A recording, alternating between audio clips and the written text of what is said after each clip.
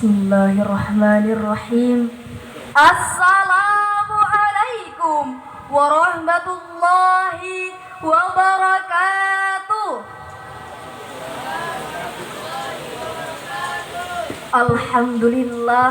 Alhamdulillahi rabbil alamin. Assalatu wassalamu ala ashrafil anbiya'i wal mursalin sayyidina wa nabiyina Muhammadin wa ala alihi wa sahbihi ajma'in, amma ba'du. Perbedaan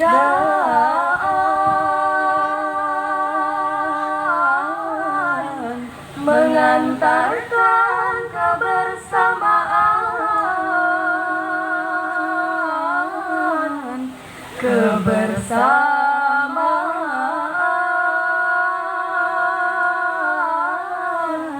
mengantarkan kebahagiaan,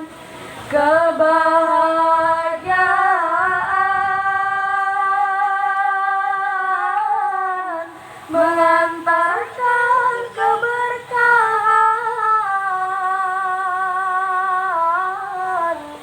Indahnya perbedaan dalam kebersamaan. Dewan Hakim yang kami muliakan, hadirin wal hadirat yang kami banggakan, Indonesia merupakan salah satu negara multikultural terbesar di dunia. Hal ini dapat dilihat dari kondisi sosiokultural maupun geografis dan beragam dan luas. Populasi penduduknya lebih dari 200 juta jiwa, 360 suku yang berbeda. Selain itu juga mereka menganut agama dan kepercayaan yang beragam seperti Islam, Hindu, Buddha, Katolik, Konghucu, serta aliran kepercayaan lainnya. Kita patut berbangga, hadirin, bahwa negara kita adalah negara yang kaya raya akan keberagamannya, baik agama, suku, bahasa, dan budayanya. Tapi perlu kita ingat, hadirin, bahwa kerukunan berbangsa dan bernegara saat ini sedang terusik oleh intoleransi dalam kehidupan beragama. Perusakan tempat ibadah umat agama lain sedang terjadi di mana-mana. Pengintimidasi antar umat beragama sedang merajalela, hina menghina tanpa mempedulikan hukum agama. Hal ini menegaskan betapa toleransi lintas agama masih menjadi barang mahal dan langka di negeri kita tercinta, Indonesia. Sepertinya kita perlu melirik falsafah yang konon milik suku Bali. Masjid adalah rumah kami, namun digunakan oleh saudara kami yang beragama Islam. Begitu pula sikap mereka terhadap umat agama lainnya. Ungkapan di atas menggambarkan betapa kerukunan antar umat beragama benar-benar terlihat di keseharian mereka. Tidak ada saling mencurigai, apalagi saling mengintimidasi. Justru di tengah-tengah kehidupan mereka adalah kenyamanan dan keberagaman. Inilah yang sering disebut dalam istilah psikologi, get comfortable in paradox, adalah sebuah kondisi jiwa yang mampu merasakan kenyamanan meskipun berada di tengah-tengah paradoksal kehidupan. Berangkat dari uraian di atas, izinkanlah kami membawa syarahan Al-Quran yang berjudul Toleransi Lintas Agama dalam Membangun Indonesia yang Harmonis. Dengan landasan Al-Quran, Surah Al-An'am ayat 108 berikut lantunannya. A'udzu billahi minasyaitonir rajim.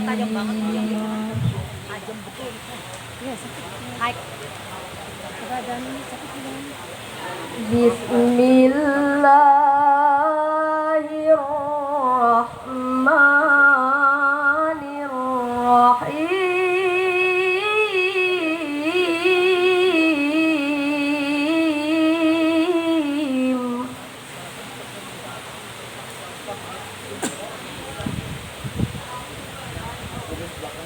Wala tasubbul ladzina yad'una min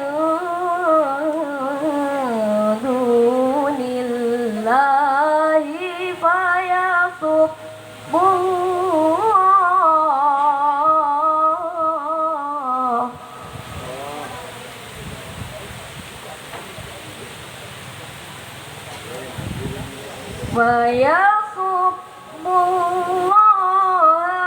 adawan bighairi ilmin kadzalika zayyana likulli ummatin amalahum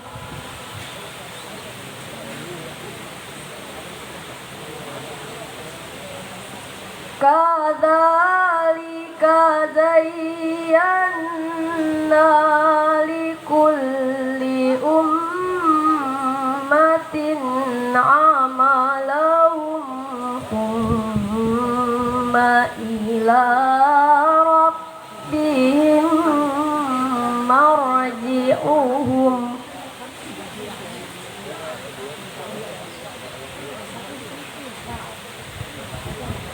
Thumma ila rabbihim marji'uhum fayunabbi'uhum bima kanu ya'malun.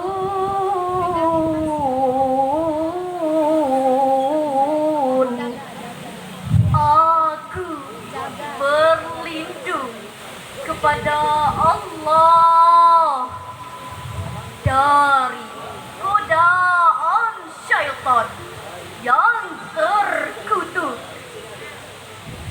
dengan menyebut asma Allah yang maha pengasih lagi maha penyayang. Dan janganlah kamu memaki sesembahan yang mereka sembah selain Allah, karena mereka nanti akan memaki Allah dengan melampaui batas tanpa dasar pengetahuan. Demikianlah kami jadikan setiap umat menganggap baik pekerjaan mereka. Kemudian kepada Tuhanlah tempat mereka kembali. Lalu Dia akan memberitahukan kepada mereka apa yang telah mereka kerjakan. Hadirin rahimakumullah, mengenai ayat di atas, Ibnu Katsir menjelaskan bahwa Allah melarang umat Islam untuk memaki Tuhan orang-orang musyrik, walaupun ada nilai kemaslahatan dalam makian tersebut. Sebab jika hal itu dilakukan, maka akan menimbulkan mufsadah atau kerusakan yang lebih besar, yaitu sikap mereka yang memaki Tuhan orang-orang yang beriman. Dengan adanya larangan tersebut, sikap saling menghargai seharusnya ditimbulkan dalam kehidupan berbangsa dan bernegara. Tidak dapat dipungkiri bahwa Allah memerintahkan umat Islam untuk menjaga jarak demarkatif dengan non-muslim.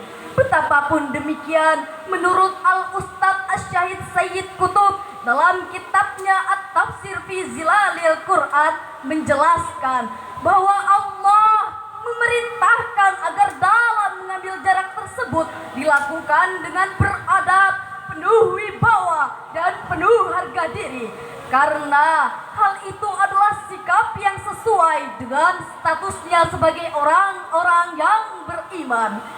Dalam konteks ini, nilai persamaan manusia lebih dikedepankan, sementara nilai agama boleh dikesampingkan dalam hubungan sosial, karena agama adalah wilayah individual. Agama adalah perihal substansial dalam kehidupan. Sejak pertama terlahir ke dunia, manusia sudah terikat kontak ilahiyah untuk mengabdikan diri kepada Allah Subhanahu wa Ta'ala. Hal inilah yang menjadikan manusia selalu mencari realitas kebenaran mutlak yang pada akhirnya akan bertemu dengan Allah Subhanahu wa Ta'ala. Namun dalam praktiknya tidak semua diberi hidayah untuk memeluk Islam sebagai agama yang paling diridhoi. Aneka agama yang hadir di tengah kehidupan kita saat ini adalah bukti ketidaktunggalan hasil pencarian agama masing-masing insan. Toleransi lintas agama adalah syarat mutlak untuk menjalin kerukunan di tengah kehidupan berbangsa dan bernegara. Pluralitas sendiri adalah sebuah keniscayaan yang sengaja diciptakan oleh Allah. Dengan adanya keberagaman, khususnya dalam masalah agama, kedewasaan sikap menjadi tuntunan yang utama. Berpikir sebelum bertindak, berbesar hati ketika menerima kritik, melihat sesuatu dari sudut pandang yang positif. Jika hal ini diabaikan, maka akan menimbulkan kekacauan yang lebih besar, yaitu kerusakan yang akan merusak tatanan kehidupan. Betul hadirin? Hadirin rahimakumullah, Islam sebenarnya membuka keran yang sangat luas bagi umatnya untuk selalu berbuat baik kepada umat agama lainnya. Betapapun agama mereka berlainan, akan tetapi mereka tetaplah makhluk ciptaan Tuhan yang berhak atas perlakuan baik selama hidup di dunia. Justru jika umat Islam bersikap sinis kepada mereka, maka akan melukai agama itu sendiri. Islam tidak menginginkan orang-orang memeluk agama karena faktor keterpaksaan. Berkaitan dengan hal itu, marilah kita simak firman Allah dalam surah Al-Mumtahanah ayat 8 berikut lantunannya.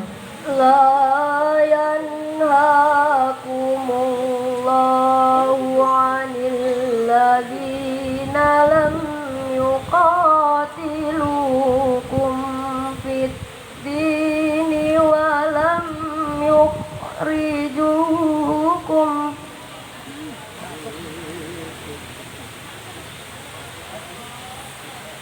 walam yukhrijukum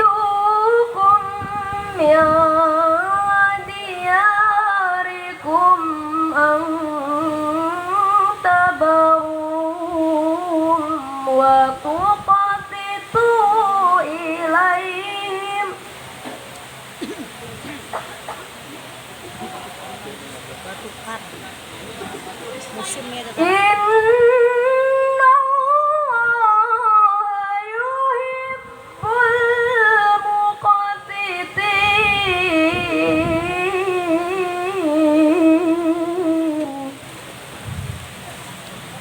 Sadaqallahul azim.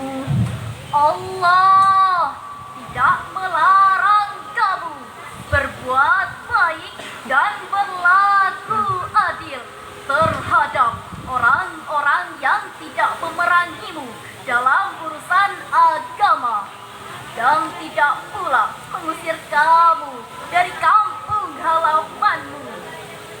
Sesungguhnya Allah mencintai orang-orang yang berlaku adil. Maha benar Allah dengan segala firman-Nya. Hadirin rahimakumullah, Dalam tafsir Al-Jalalain secara singkat mengatakan bahwa domir hum dari ayat di atas bermakna al-kuffar, yaitu orang-orang kafir. Ibnu Katsir menjelaskan dalam kitabnya bahwa Allah tidak melarang umat Islam untuk berbuat baik kepada orang-orang kafir yang tidak berniat membunuh dalam agamanya dan tidak pula bersekongkol untuk mengusir umat Islam. Sebagaimana gambarannya, marilah kita simak sebuah kisah, yaitu Asma binti Abu Bakar As-Siddiq, menceritakan kala itu ibunya yang seorang musyrikah datang menemuinya. Lalu ia pun pergi menemui Rasulullah. Ya Rasulullah, bolehkah saya menjalin hubungan dengan ibu saya? Maka Rasulullah SAW pun menjawab, ya, jalinlah hubungan baik dengannya. Hadis riwayat Bukhari dan Muslim.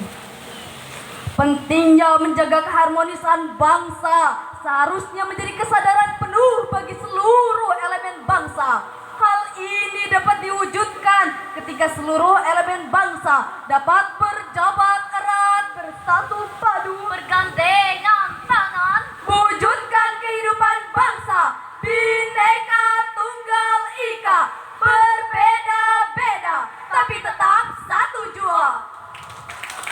Sekat agama yang seringkali menjadi pembatas ekstrim hendaknya dihindarkan demi mencapai keharmonisan bangsa. Harmonis adalah arti hadirnya kerukunan di tengah kehidupan yang beragam. Hadirin rahimakumullah, kesimpulan yang dapat kita ambil ketika kita menerapkan sikap saling menghargai, saling mencintai di keseharian kita, maka bangsa kita, bangsa Indonesia akan menjadi bangsa yang baldatun thayyibatun wa rabbun ghafur. Amin amin ya rabbal alamin. Makan salad isi kueni, makan soto dengan mendoan. Sungguh indah hidup ini, hidup rukun dalam perbedaan. Wabillahi taufiq wal hidayah, waridho wal inayah. Assalamu alaikum warahmatullahi wabarakatuh.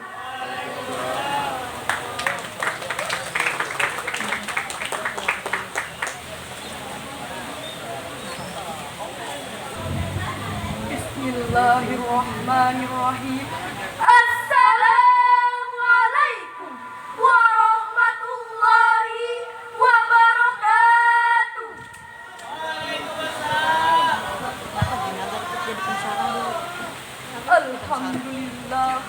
Alhamdulillahi rabbil alamin. Wassalatu wassalamu ala ashrafil anbiya'i wal mursalin Sayyidina Muhammadin wa ala alihi wa sahbihi ajma'in. Pertama-tama dan yang paling utama, marilah kita panjatkan puji dan syukur atas kehadirat Allah Subhanahu wa Ta'ala yang telah melimpahkan rahmat dan karunia-Nya sehingga kita masih sempat berkumpul di tempat yang insya Allah penuh mubarakah. Salawat beserta salam tak lupa pula kita kirimkan kepada baginda kita Nabiullah Muhammad sallallahu alaihi wasallam. Nabi yang telah membawa kita dari zaman kegelapan menuju zaman yang terang benderang dalam suatu konsep minal zulmati ilal nur. Hadirin wal hadirat rahimakumullah. Di tengah-tengah derasnya arus globalisasi, manusia semakin lupa diri. Pornografi dan porno aksi menjadi santapan sehari-hari. Memamerkan tubuh super seksi dengan alasan hak asasi. Azab bukan lagi hak yang menakutkan. Sholat pun dianggap sebatas permainan. Dosa sudah menjadi kedamaian. Iman bukan lagi sebuah kedamaian. Allah semakin dilupakan. Inilah gambaran zaman yang semakin edan. Lantas hadirin, apa yang harus kita perbuat pada manusia-manusia yang bangga dengan perilaku bejat? Mari kita bahas masalah yang membuat urat saraf ini tegang merapat dengan judul Bahaya Pergaulan Bebas. Dewan juri yang kami hormati serta para hadirin yang berbahagia. Apa itu masa remaja? Masa remaja adalah masa penuh fantasi dalam pencairan sebuah jati diri. Namun di sanalah para remaja banyak yang terjebak dalam pergaulan bebas. Secara mendasar, kebebasan tidak dapat diartikan secara mutlak. Tanpa ada butir-butir aturan yang menjaga jarak antara mereka. Sangat tragis hadirin. Pergaulan bebas ternyata bukan hanya sebatas bergaul, melainkan mencondong untuk melakukan hal-hal yang tidak disukai oleh agama, yakni perzinahan. Sebagaimana firman Allah di dalam Al-Quran surah An-Nur ayat 30 yang berbunyi, A'udzu billahi minasy syaithanir rajim.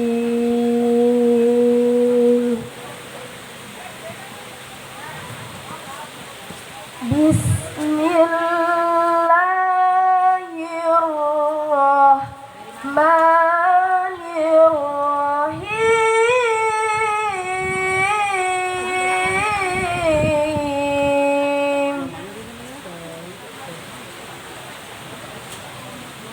Qul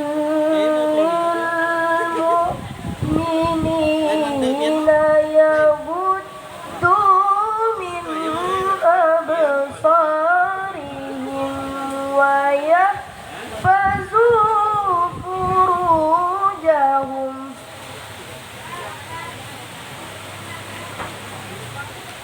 wa yahfazu furujahum zalika azka lahum innallaha ghafurur rahim. Aku berlindung kepada Allah dari godaan syaitan yang terkutuk. Dengan menyebut asma Allah yang maha pengasih lagi maha penyayang. Katakanlah kepada seorang laki-laki yang beriman agar mereka menjaga pandangan dan kemaluannya. Yang demikian itu lebih baik bagi mereka. Sungguh Allah Maha mengetahui apa yang mereka perbuat. inilah peringatan Allah bahwasanya perzinahan berawal dari sebuah tatapan mata, Lalu pendengaran, Pembicaraan, perabaan tangan, serta ayunan kaki yang menjadi pintu efektif menuju lembah perzinahan.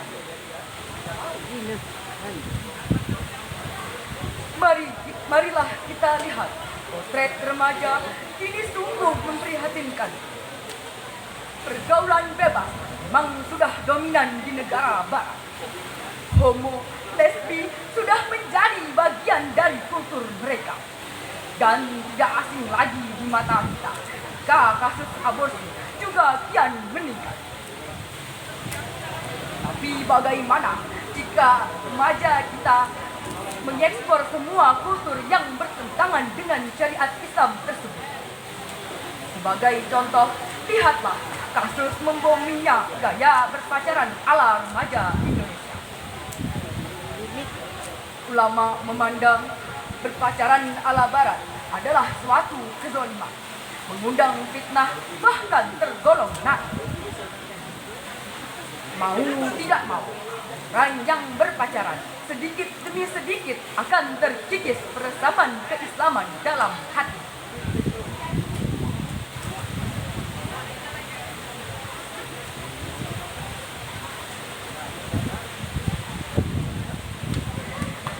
Dan juga dapat menyebabkan kehancuran moral dan akhlak. Na'udzubillahi min dzalik. Rasa cinta memang memiliki fitrah. Ketika hati sudah terkena panah asmara, terjangkit virus cinta. Akibatnya yang diingat cuma si dia. Pengen selalu sama dia. Akan makan ingat si dia. Waktu tidur mimpi si dia. Sholat pun keingat si dia. Waduh, gawat kalau sholat ingat si dia. Wah, murka. Karena cinta diputusin, bisa minum baygon. Karena cinta ditolak, dukun pun ikut bertindak. Frustasi mati gantung diri. Inna lillahi wa inna ilaihi raji'un. Pergaulan bebas juga tidak dapat terlepas dari yang namanya narkoba. Putus cinta lari ke narkoba. Banyak hutang lari ke narkoba. Banyak masalah lari ke narkoba. Gak pakai narkoba, gak gaul loh. Narkoba bukan superhero, bukan Tuhan yang bisa menjadi jalan solusi suatu masalah. Dan demikian, Allah telah menjanjikan suatu kebaikan apabila kita bisa menahan diri kita dari perbuatan maksiat yang didasarkan dengan hawa nafsu. Bagaimana firman Allah di dalam Al-Quran, surah Al-Maidah ayat 9 dan surah Al-Kahf ayat 30 yang berbunyi, Wa'adallahu allazina amanu wa'amilus salihati lahum azabun azim. Allah telah menjanjikan kepada orang-orang yang beriman dan beramal soleh bahwa mereka akan diampuni dan mendapatkan pahala yang besar. Innallazina amanu wa'amilus salihati lahum inna la nudi'u ajra man ahsana amala. Sadaqallahul azim. Sungguh mereka yang mengerjakan kebajikan, kami akan memberikan pahala kepada mereka. Maha benar Allah dengan segala firman-Nya. hadirin wal hadirat rahimakumullah. Marilah kita saling mengingatkan baik hadirin sekalian maupun diri kami sendiri. Kita bekali diri kita dengan iman dan takwa yang kuat agar kita terhindar dari segala efek negatif dari pergaulan bebas. Kami yakin seyakin-yakinnya dari hal yang terkecil, dari diri sendiri dan dari sekarang juga kita dapat buktikan bahwa kita adalah generasi penerus bangsa yang dapat diandalkan. Sebelum syarahan pada kali ini kami tutup, perkenankanlah kami mempersembahkan sebuah lagu. Jagalah hati, jangan kau nodai. Jagalah hati, lentera hidup ini. Jagalah hati, jangan kau kotori. Jagalah hati, cahaya hati kian bersih, pikiran pun akan jernih. Semangat hidup menggigit, prestasi mudah diraih. Namun bila hati keruh, batin kian gemuruh, akal kian terpuruk, dengan Allah kian jauh. Jagalah hati, jangan kau kotori. Jagalah hati, lentera hidup ini. Jagalah hati, jangan kau nodai. Jagalah hati, cahaya ilahi. Demikian yang dapat kami sampaikan.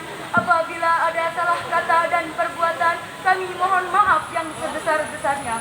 Akhirul kalam, wabillahi taufiq wal hidayah. Wassalamualaikum warahmatullahi wabarakatuh. Bismillahirrahmanirrahim. Assalamualaikum warahmatullahi wabarakatuh.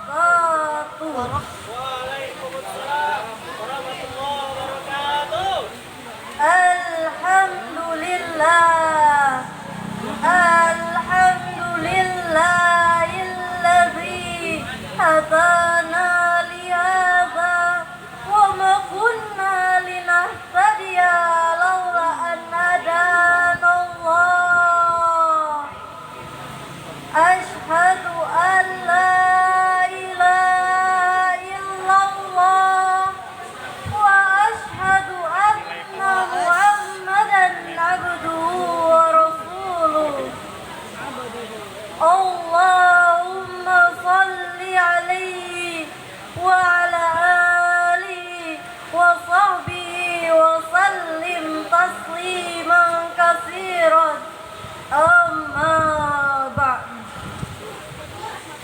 Dewan Hakim yang arif lagi bijaksana, serta hadirin yang dimuliakan oleh Allah Subhanahu wa Ta'ala. Badan Riset dan Inovasi Nasional bekerja sama dengan Bank Dunia telah menyelenggarakan program Research and Innovation in Science and Technology Project, bertujuan untuk mengembangkan kompetensi, talenta, sumber daya manusia yang unggul menuju Indonesia Emas 2045. Saat ini kita hidup di era di mana teknologi memberikan akses yang belum pernah terjadi sebelumnya.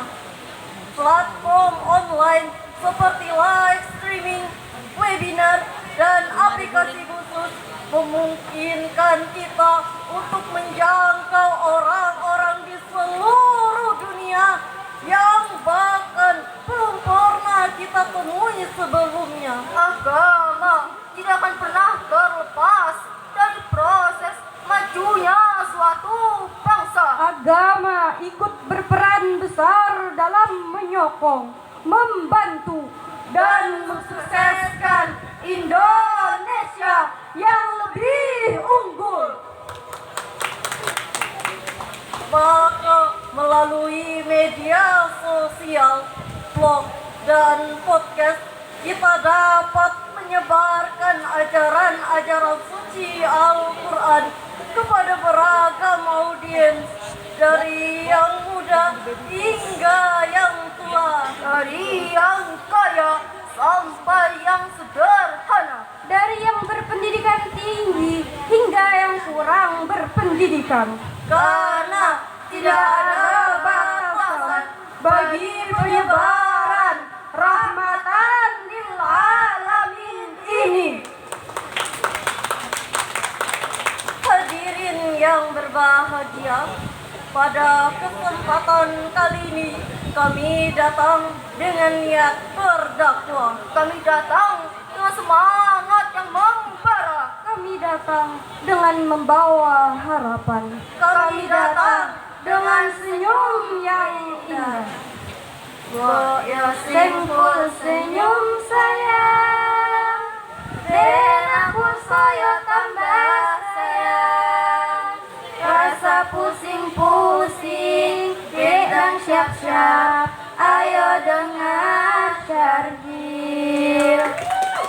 Dengan syarahan yang berjudul Pengajaran Al-Quran di Era Digital.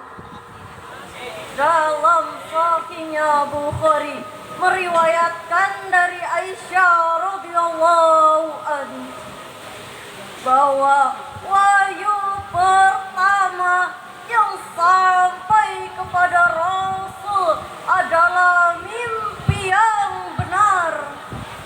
Beliau tidak pernah bermimpi kecuali hal itu datang seperti cahaya subuh.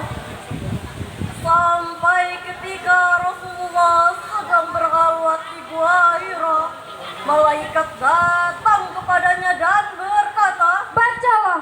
Beliau menjawab, "Aku tidak bisa membaca." Lalu malaikat merangkul Rasulullah sampai terasa sesak dan melepaskannya, seraya berkata dalam Quran surah Al-Alaq ayat 1 sampai 5 yang berbunyi, A'udzu billahi minasyaitonir rajim.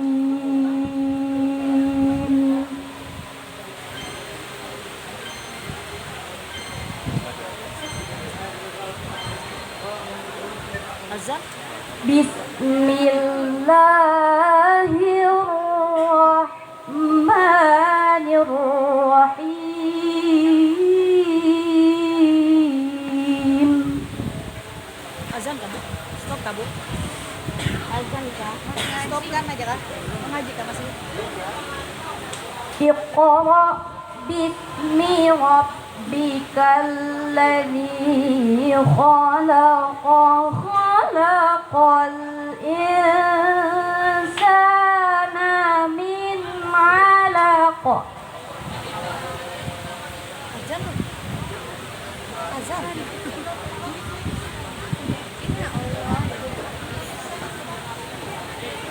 Iqra wa rabbukal akram.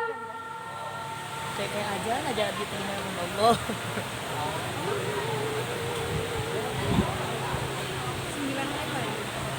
Alladzi 'allama bil qalami 'allamal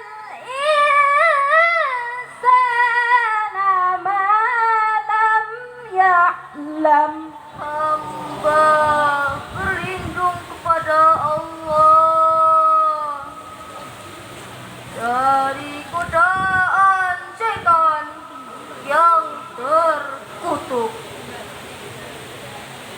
dengan menyebut nama Allah yang Maha Pengasih lagi Maha Penyayang.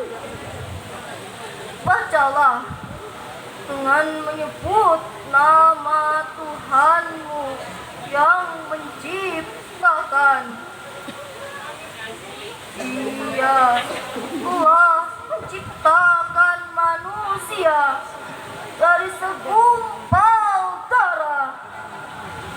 Bacalah, dan Tuhanmu lah yang maha mulia, yang mengajar manusia dengan pena.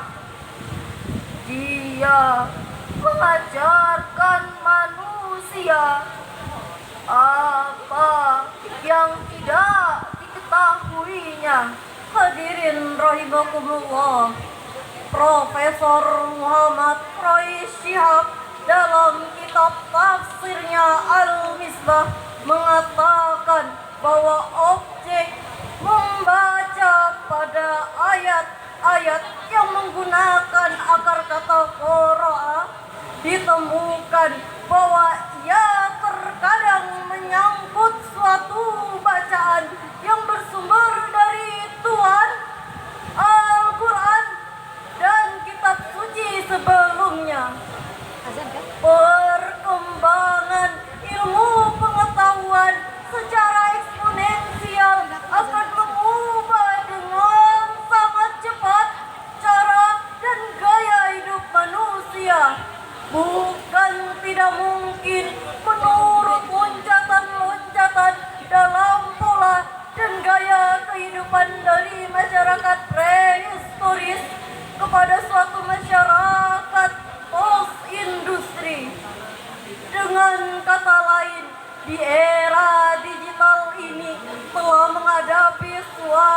fase yang sangat menentukan karena berakselerasi dengan sangat cepat, dan di dalam keadaan demikian pula tidak mungkin manusia dapat terlempar dari proses perubahan global tersebut.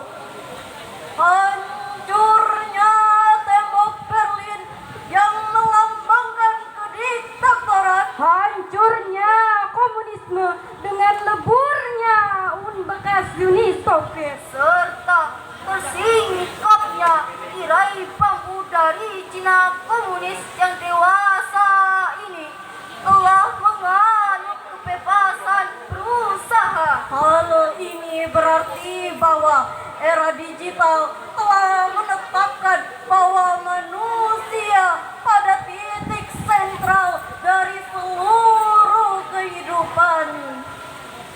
Hadirin rahimakumullah, namun sambil kita merayakan kemajuan teknologi ini, kita juga harus sadar akan tantangan yang dihadapi. Internet dipenuhi dengan konten yang tidak senonoh, Penuhi dengan berita-berita hoax, dipenuhi dengan ujaran-ujaran kebencian. dan yang lebih bahayanya lagi adalah Menjauhkan diri manusia dari cahaya kebenaran, cahaya Islam. Oleh karena itu hadirin, penting bagi kita untuk memastikan bahwa pengajaran Al-Quran tetap sesuai dengan nilai-nilai Islam yang sejati. Ini termasuk memilih sumber-sumber yang terpercaya, memverifikasi informasi sebelum menyebarkannya, Dan selalu mengutamakan kebenaran dan kebaikan. Allah Subhanahu wa Ta'ala berfirman dalam Quran surah Al-Qamar ayat 17 sampai 18 yang berbunyi, Walaqad yassarnal Qur'ana lidzikri fahal mim muddakir.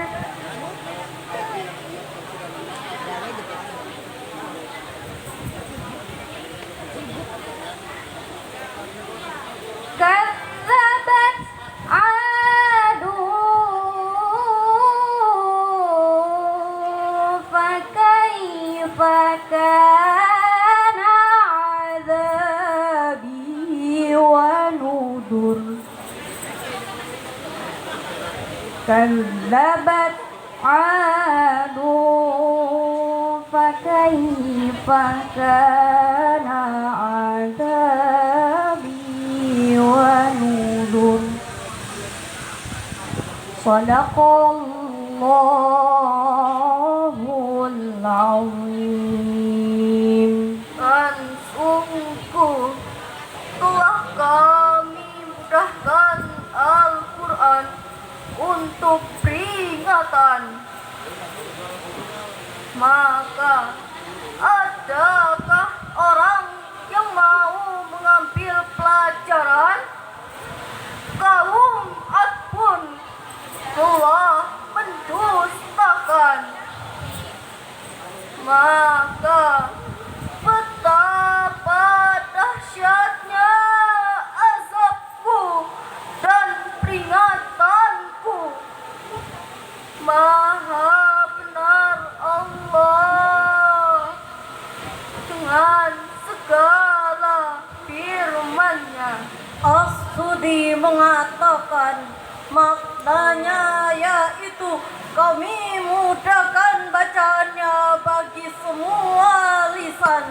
Ad-Dakhok meriwayatkan dari Ibnu Abbas bahwa seandainya Allah tidak memudahkan Al-Quran bagi lisan manusia, niscaya tiada seorang makhluk pun yang mampu berbicara dengan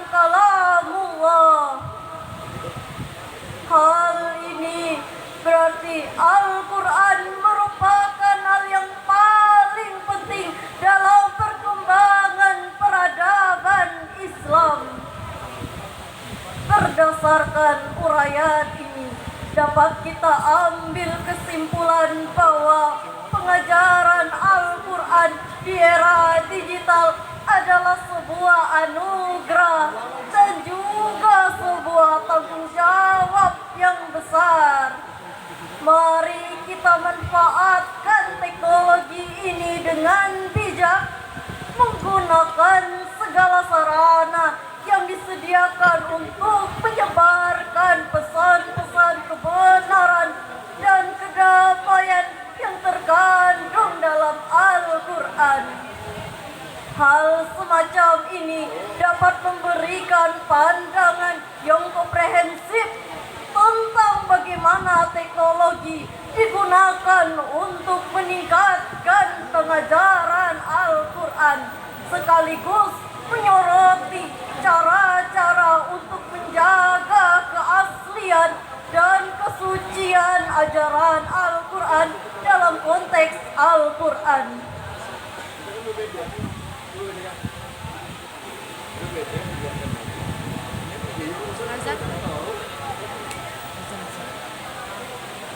Pengajaran Al-Quran di era digital juga memiliki tantangan seperti keberagaman sumber dan kualitas materi, serta pentingnya memastikan bahwa pengajaran Al-Quran tetap mengutamakan nilai-nilai dan makna-makna yang sebenarnya terkandung dalam Al-Quran.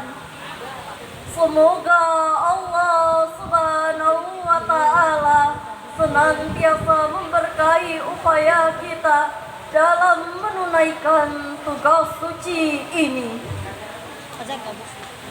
Sarapan bubur dicampur ketan, Rasanya nikmat tak di tertahankan. dalam Al-Quran banyak firman petunjuk bagi orang-orang yang beriman.